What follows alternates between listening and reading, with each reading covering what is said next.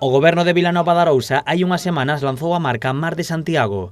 Baixo este proxecto engloban diferentes iniciativas para fomentar o tránsito de peregrinos polos camiños que atravesan a vila.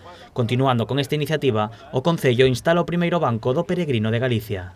Tuvimos la suerte que la idea pues es de aquí de la zona y el primero pues lo ponemos aquí para que lo vea la gente y que vea que vamos en serio con el tema del Xacobeo y con el tema del Mar de Santiago. O banco leva instalado un código QR, o que permite aos peregrinos coñecer a información tanto da vila como dos camiños que pasan por ela. É un banco interactivo, polo que cual está dotado cun código QR, donde aparece a información do municipio onde está colocado, vale? É un enlace a unha página web, donde tamén se pode poñer toda aquela xente que queira colaborar co proxecto e poñerse aí, tipo establecimentos públicos, albergues e demais.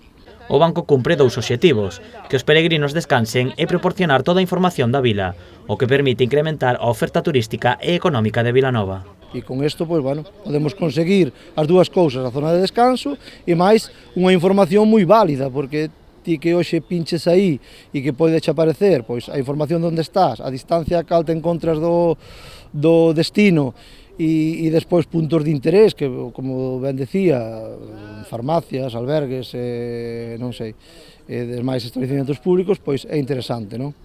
Continuando coas iniciativas de Mar de Santiago, o Concello cambiará o nome da estación marítima.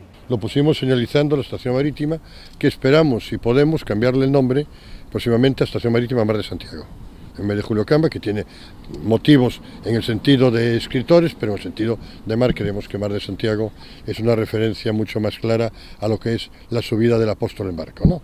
O alcalde adiantou que instalarán preto de 12 bancos máis. Con todas estas accións, o Concello de Vilanova conseguiu ampliar considerablemente o tránsito de peregrinos polo municipio. Dende o goberno local advirten que teñen numerosas iniciativas preparadas para potenciar a variante espiritual no que será o seu primeiro Xacobeo promocionando esta ruta.